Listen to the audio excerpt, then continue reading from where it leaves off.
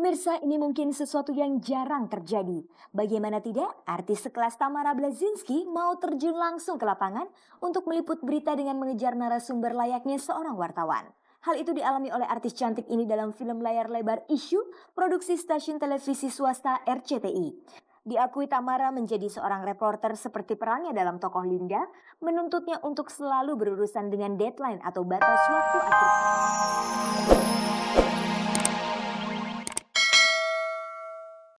Halo pemirsa, jumpa lagi dalam tayangan paling bergengsi, Cek dan Dicek. Seperti biasa, selama 30 menit ke depan saya Fani Rahmasari akan mengajak Anda mengenal lebih dekat dunia selebriti Indonesia. Sejumlah informasi menarik telah disiapkan oleh tim Cek dan Dicek untuk kita simak bersama kali ini. Dan berikut kilasan tayangannya.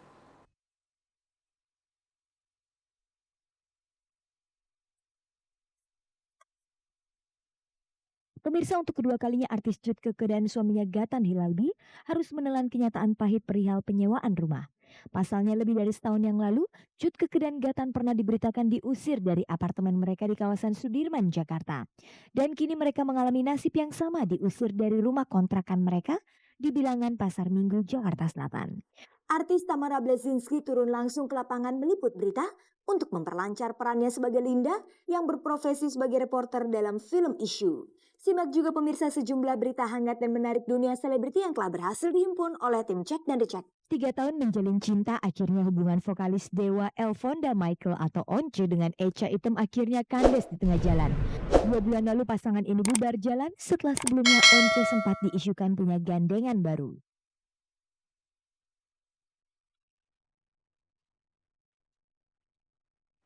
Pemirsa, berita mengejutkan datang dari pasangan Cut Keke dan Gatan Hilalbi. Mereka diberitakan telah diusir dari rumah kontrakannya di daerah Pasar Minggu, Jakarta Selatan lantaran masa kontraknya sudah habis. Dan kabarnya lagi, mereka sempat terlibat perselisihan dengan pemilik rumah tersebut. Lalu bagaimanakah tanggapan Cut Keke dan Gatan Hilalbi suaminya tentang hal ini? Kita simak saja penuturan mereka.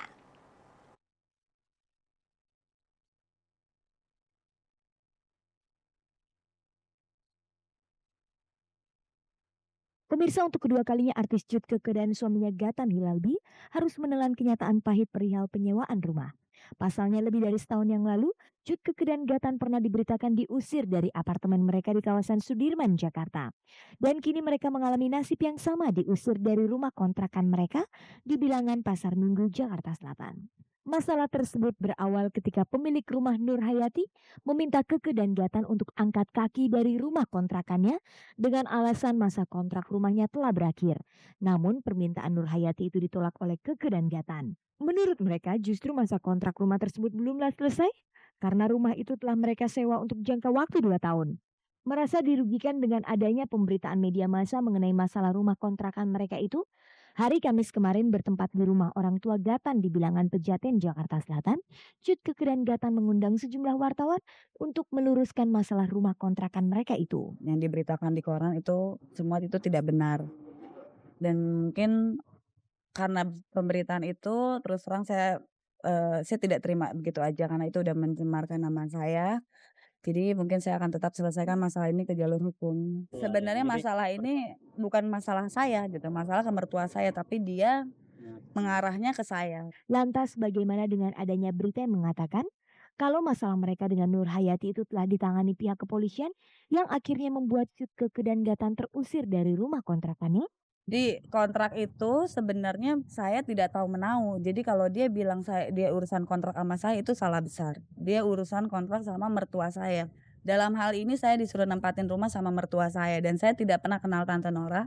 Setelah ya kenal itu yang setelah kasus ya dia dijemput sama mertua saya dari Amerika ke sini, tinggal di sini, tinggal di rumah sini. Dia sempat tinggal, saya dikenalin di sini. Orang mertua saya terus tapi pada saat yang waktu dia tinggal sini dia maunya tinggal bareng saya. Dia nggak mau tinggal di sini, dia bilang, tapi kan nggak mungkin, saya kan maksudnya masa iya kan saya udah kawin sama Gatan, maunya dia tinggal di kamar situ, tapi ya udah deh kalau daripada tinggal mertua saya, nah udah di sini aja, tapi dia udah di sini sempat 3 hari, dia pergi tanpa pamit, tanpa apa-apa, tanpa izin sama mertua saya, yang ada cuma ngirim surat aja. Jika memang ada surat kontrak, lalu apa yang membuat Nur Hayati mengusir Keke dan Gatan dari rumah itu? Pada awalnya itu ada kesepakatan agar rumah itu dikontrakin selama 2 tahun. Nah, Dari tahun kapan tuh? 2001 tahun Desember. 2002. Desember. Iya. Seharusnya kalau 2 tahun 2003 ini. Sampai 2003. Belum habis. Dan pada saat itu dia berjanji bahwa dia akan kembali dari Amerika setelah 2 tahun kemudian. Nah, ternyata sebelum 2 tahun dia sudah datang lalu mempersoalkan hal ini. Cuman begini yang jadi persoalannya adalah kenapa persoalan ini baru diungkapkan sekarang?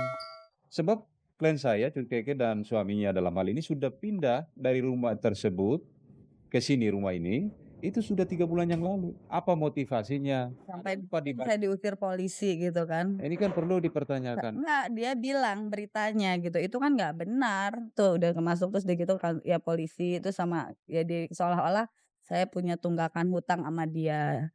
Itu mohon diiniin lagi deh gitu loh. Benar itu. Itu nggak benar. Makanya saya mau tahu gitu loh tunggakan hutang itu seperti apa. Kalau memang saya punya tunggakan hutang, dia bisa ke sini nemuin saya tanpa harus ngomong ke wartawan. Dengan kejadian ini, tindakan apa yang akan mereka lakukan terhadap Nur Hayati sebagai pemilik rumah tersebut? Kita akan melihat reaksi dari Ibu Nora sendiri atau Nur Hayati ini. Memang kalau misalnya dia menyadari bahwa langkah-langkah yang dia tempuh, penjelasan-penjelasan, keterangan-keterangan yang diberikan itu salah dan tidak benar, ya sebaiknya dia datang untuk minta maaf secara langsung. Minimalnya dia harus minta maaf secara tertulis. Dan kita akan punya toleransi untuk dalam waktu yang singkat menunggu itu. Tetapi kalau misalnya memang tidak ada sama sekali, ya dengan sangat menyesal karena memang kita sangat dirugikan. Klien saya dalam hal ini telah dicemarkan nama baiknya, telah difitnah.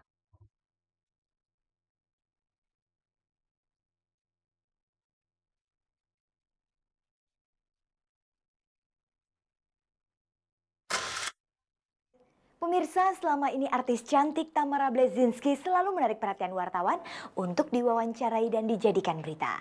Tapi apa jadinya jika Tamara Blazinski yang biasanya selalu dikejar pers malah ditawarkan untuk menjadi wartawan? Untuk mengetahui lebih jauh kisahnya, langsung saja kita temui Tamara Blazinski.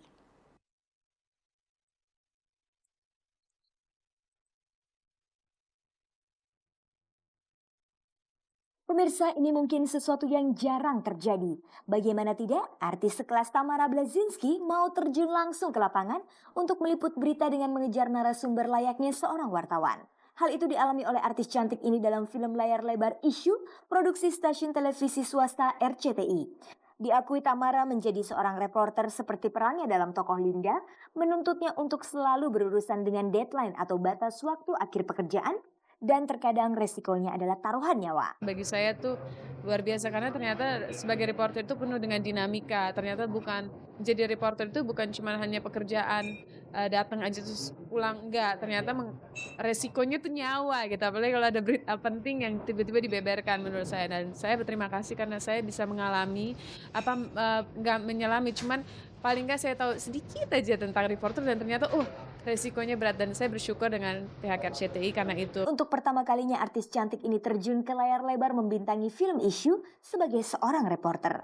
Guna menghayati perannya itu, Tamara Blazinski turun langsung menyelami dunia kewartawanan. Saya waktu itu survei ke RCTI di bagian newsnya dan kita melihat di situ, terus kita melihat bagaimana mereka men-treat satu berita, kalau berita itu ada bagaimana speed mereka berubah gitu loh dan cepat liput ini liput itu loh, harus ke lokasi dan ini terus dengan kata-kata kode-kodenya mayday apalah gitu. Jadi itu kita lihat intensitas mereka, terus speednya mereka, dinamika speednya itu cepat gitu, seakan-akan ya itu tadi saya mengambil kesimpulan seakan-akan kehilangan berita itu mungkin aib gitu, jadi cepat gitu speednya gitu. Dan kalau pada saat lagi relax gitu. Dan juga saya waktu itu lihat ke ruang siarannya teleponnya, terus udah gitu saya juga lihat di orang-orang baca berita dan juga film-film seperti Up Close and Personal dan sebagainya gitu.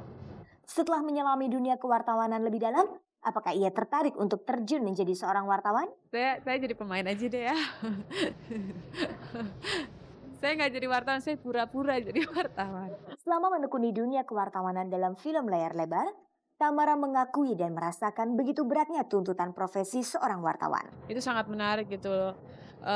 Cuman ya itu cuman jantungan juga ya kalau diuber-uber kalau diuber-uber, "Oke sekarang harus tayang, udah tayang." Aduh, itu aja saya merasa kayak diuber-uber terus gitu. Tapi saya salut gitu dengan para, wartawan gitu, mereka mengejar berita biarpun hujan, mau apa, mau panas gitu lah.